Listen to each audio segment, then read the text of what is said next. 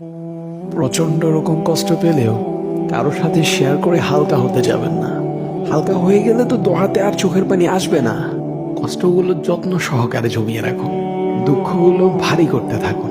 দুনিয়ার মানুষের সাথে দুঃখ ভাগাভাগি করে কি লাভ, যখন তারা সান্ত্বনা ছাড়া আর কিছুই দিতে পারবে না।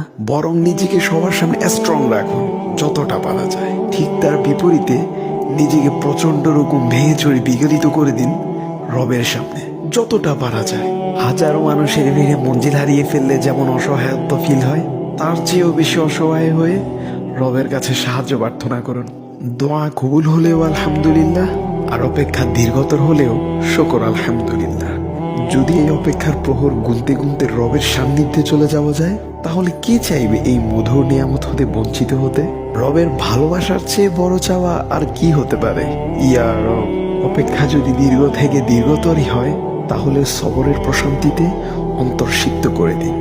ভিডিওটি ভালো লাগলে একটি শেয়ার করে দিবেন, আর আমাদের ভিডিওগুলো ইউটিউব অ্যান্ড ফেসবুকেও পেতে আমাদের পেজ এবং চ্যানেলে চোখ রাখতে পারেন, লিংক বায়োতে দেওয়া থাকবে।